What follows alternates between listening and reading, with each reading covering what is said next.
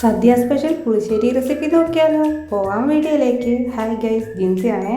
അപ്പോൾ അതിനാവശ്യമായിട്ട് നമ്മൾ തേങ്ങ, 3 കഷ്ണം ഉള്ളി, ചെറിയ ജീരകം, ഒരു വെളുത്തുള്ളി, ഒരു പച്ചമുളക്, ആവശ്യത്തിന് മഞ്ഞൾപ്പൊടി, ഇതെല്ലാം കൂടെ നമുക്ക് അരച്ച് ഒരു മൺചട്ടിയിലേക്ക് അരപ്പും ആവശ്യത്തിന് വെള്ളവും ചേർത്ത് നന്നായിട്ട് തന്നെ ചൂടാക്കാൻ നന്നായിട്ട് തന്നെ തിളപ്പിച്ചെടുക്കാവേ.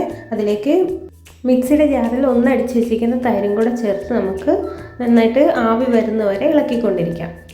ഈ സമയത്ത് തന്നെ നമുക്ക് ആവശ്യത്തിനായി ഉപ്പ് ചേർത്ത് കൊടുക്കാവേ. ഞാനിവിടെ പൊടിയുപ്പാണ് ചേർക്കുന്നത്. നന്നായിട്ട് തന്നെ ഇളക്കി യോജിപ്പിച്ച് കൊടുക്കുവാണ്. ഒരുപാട് അങ്ങോട്ട് തിളക്കാതെ സൂക്ഷിക്കണം. തിളക്കുന്നതിന് മുമ്പ് തന്നെ നമുക്ക് തീ ഓഫ് ചെയ്ത് കൊടുക്കാവേ. എന്നിട്ട് അതിലേക്ക് നമുക്ക് താളിപ്പ് ചേർത്ത് കൊടുക്കാം. താളിക്കാൻ വേണ്ടി ഞാനിവിടെ എടുക്കുന്നത് ഒരു ചെറിയ ചീനച്ചട്ടി എടുത്ത് വെച്ചിട്ട് അതിലേക്ക് കുറച്ച് എണ്ണയും കടുകും ഉലുവയും പൊട്ടിച്ചതിന് ശേഷം കൊച്ചുള്ളി അരിഞ്ഞത്, വറ്റൽമുളക്, കറിവേപ്പില ഇതെല്ലാം കൂടെ ചേർത്ത് നന്നായിട്ട് തന്നെ മൂത്തതിന് ശേഷം നമുക്ക് അതിലേക്ക് ഒരു 1/4 ടീസ്പൂൺ കാശ്മീരി മുളക് പൊടി ചേർക്കുന്നുണ്ട്. ചെറിയ കളറിന് വേണ്ടിയിട്ടാണ്. അപ്പോൾ അതും കൂടെ ചേർത്ത് നമുക്ക് മോരുകറിയിലേക്ക് ചേർത്ത് ഇളക്കി യോജിപ്പിച്ച് നമുക്ക് വിളമ്പാവുന്നതാണ്.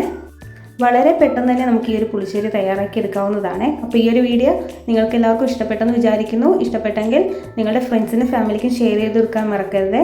അപ്പോൾ അടുത്തൊരു നല്ലൊരു വീഡിയോ ആയിട്ട് വരുന്നവരെ ബൈ.